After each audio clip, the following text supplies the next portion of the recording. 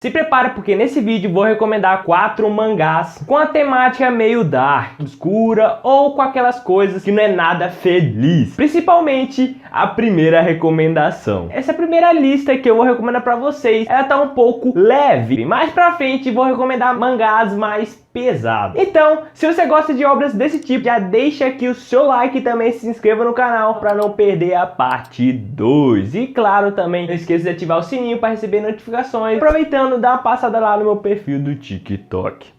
Opa, eu sou o Ciledar. Essa primeira recomendação já falei aqui no canal, que foi um vídeo sobre recomendações de mangás. Também tá irado pra caramba, só recomendações nota 10. Então terminando esse vídeo, então clique no cara aqui em cima, corre lá porque tá bem bacana. Eu vou falar dela novamente, que é Dead Tube. É um mangá bem pesado que faz você chorar sangue. Foi tenso de acompanhar, não é à toa que quando eu terminei de ler, nem quis acompanhar os novos capítulos. E um dos motivos também, meio que essa obra tem 2 protagonistas, então o arco todo desse daqui foi encerrado, então começou outro arco, vamos dizer assim. Então esse foi um dos motivos também que eu nem quis acompanhar. Cara, esse mangá possui muitas coisas nojentas pra caramba, perturbadoras, então não é pra qualquer um, então cuidado ao ler. Mas ainda assim acaba tendo um ponto bastante positivo, mantém você focado na leitura. É por causa dessa personagem aqui, muito psicopata. E eu acho também quem leu ou quem tá lendo essa obra também deve concordar comigo, que ela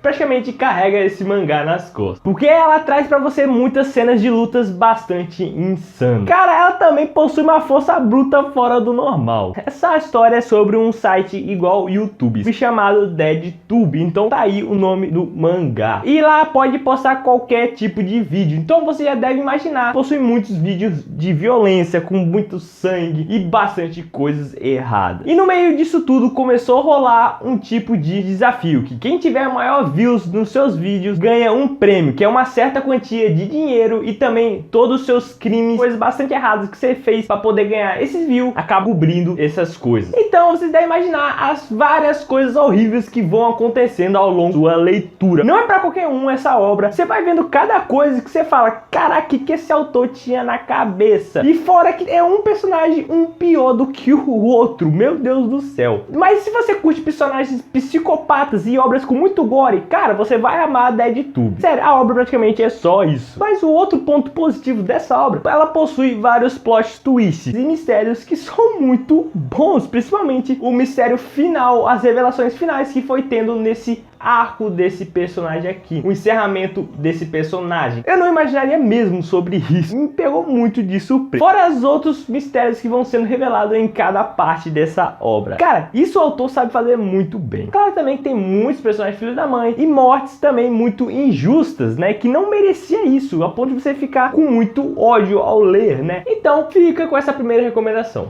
Essa daqui se chama Bibliomania. É uma história curtinha, contém só 12 capítulos. Ela é legal, bem interessante de se ler. Poderia facilmente ter muito mais capítulos devido que essa história é bem completa por só ter 12 capítulos. Acaba sendo bem construída. E com isso poderia inserir muito mais essas coisas de filosofia, vamos dizer assim, né? Coisas que faz você pensar e refletir quando vai lendo. Fora também que essa origem por trás desse mundo da obra, cara, se ela tivesse muito mais capítulos, seria muito melhor de ser contado. Você pode ler essa obra como uma obra normal, como as outras, mas se você parar para pensar em cada capítulo e também em cada estágio que essa protagonista vai passando, você vê que tem algo muito mais profundo do que isso. A história fala sobre um mundo apocalíptico, devido que o monstro saiu de um casulo e dizimou a raça humana. E a história já começa com essa protagonista aqui chamada Alice, que estava andando por esse mundo afora até que encontrou um livro. E ela, ao abrir esse livro, já acabou sendo absorvida. E ela acorda em um quarto todo branco e ela percebe que ela está no quarto 431 de uma mansão misteriosa, que acaba abordando ela e avisa falando que ela não pode sair desse quarto. E a Alice não escuta essa serpente e ela sai desse quarto, só que percebe que na medida que ela se distancia até chegar no quarto número 0, ela cada vez mais vai apodrecendo. Então aí começa a aventura da Alice até chegar no quarto número 0. O mais legal de tudo isso é que nesse quarto pode realizar qualquer desejo que você quiser. Até rola uns diálogos de pra que você quer voltar no mundo real se você pode ter qualquer desejo realizado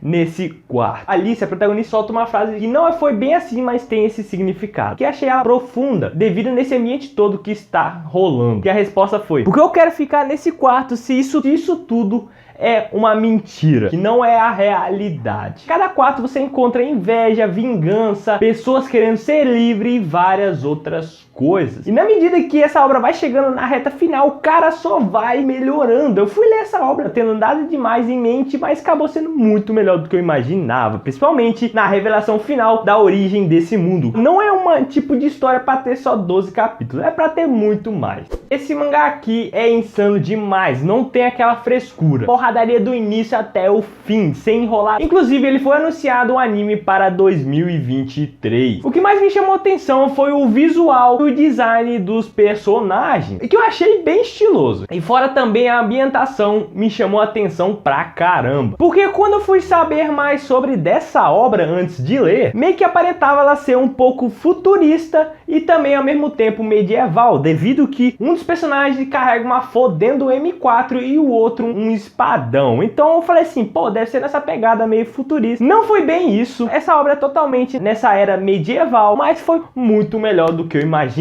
É uma história que me prendeu pra caramba. E fora também que é muito sangrenta. Bem essa pegada da temática Dark Fantasy. Fora que essa obra é sem enrolação nenhuma. A obra sempre mantém nesse mesmo ritmo. Pra quem gosta de protagonista overpower pra caramba, então vai gostar. Fora também que as habilidades dele é muito irada. Uma coisa que eu não curti muito é que foi muito rápido ele ganhando essas habilidades. Pra mim poderia ter prolongado um pouquinho mais, pra poder saborear mais essa coisa dele ser um fracote sempre tomando porrada. Ele ganha essa habilidade, ele progride muito rápido, até demais nessa vingança dele. Ele não deixa brecha nenhuma. Você pensa, cara, os inimigos dele são muito overpower, como que ele vai vencer um overpower nível fora do normal? Mas aí vem ele, que habilidades colossais, mega absurda.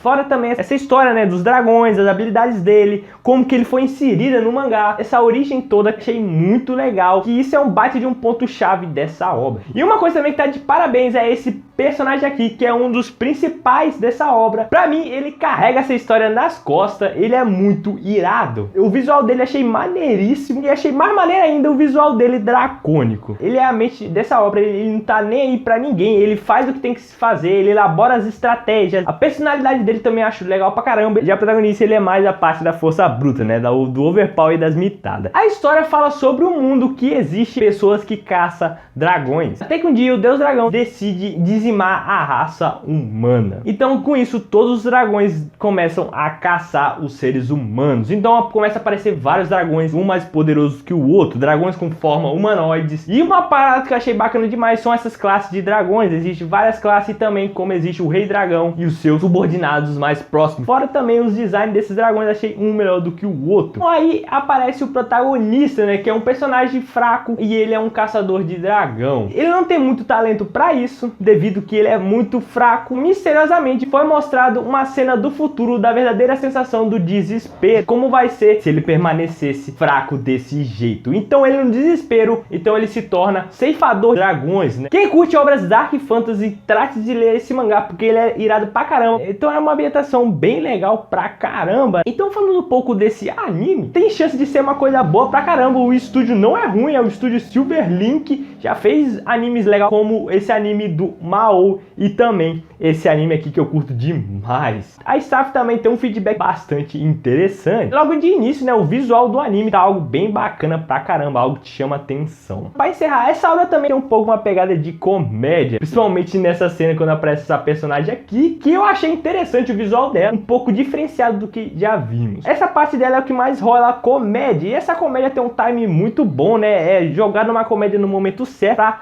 quebrar aquele clima, né, de não ser só uma obra triste, de prender mais na hora da leitura. Então isso também é um ponto bastante positivo da obra. Por último, um mangá que se preparem, rapaz, porque esse mangá eu gosto de dizer que é a descida para o inferno. Você começa lendo de uma maneira, parecendo um mangá de uma vida cotidiana, cada vez vai mantendo um ritmo que só vai piorando, chegando na reta final que você fala, meu Deus do céu, que mangá é esse? Fica um pouco perturbador. É uma obra sinistra pra caramba. E essa obra que eu tô falando dessa vez é Boa Noite, Pum Pum. Esse autor, ele é sensacional. Ele já fez várias outras obras muito boas pra caramba. Quando você vai vendo o feedback das pessoas falando sobre essas obras dele, sempre tem ponto positivo. Esse mangá, já vi muitas pessoas comentando sobre ele, mas aí eu resolvi ler e, cara, que mangá sensacional. É um mangá que você tem que manter uma mente sã pra ler, porque ele contém coisas pra mim bastante perturbadoras. É uma obra bastante triste. Tem um momento dessa obra que é muito louco, que você não entende direito, principalmente nas partes dele. Chegava na parte dele, eu falava, vai acontecer algo sobrenatural, mas aí não acontece nada. Eu jurava que ia ter, mas em compensação teve uma cena com ele que, pô, foi tensa essa cena. Esse mangá contém uma arte fantástica, é de tirar o fôlego. E o mais interessante disso tudo, que pra mim foi um dos pontos chave nessa leitura, a arte, né, que é feita do protagonista, é mais aquela coisa cartunesca. Ao longo da leitura, né, vai acontecendo coisas bastante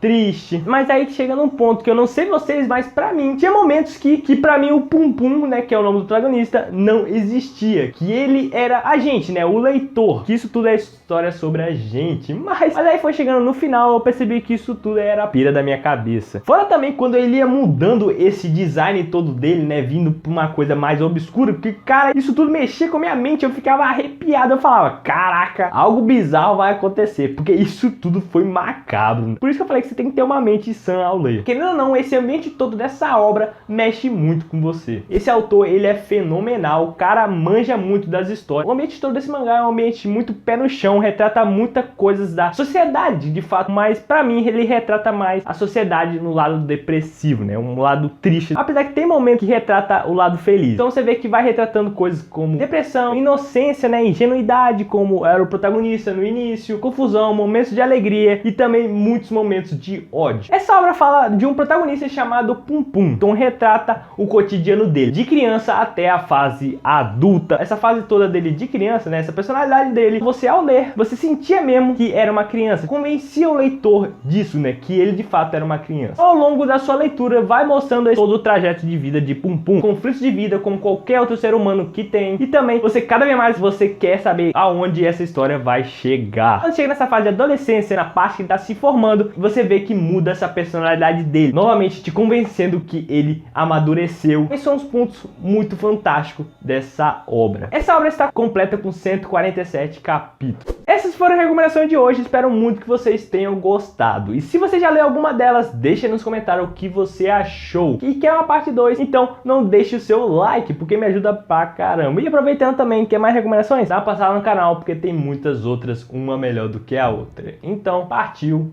E, novamente falando, obrigado.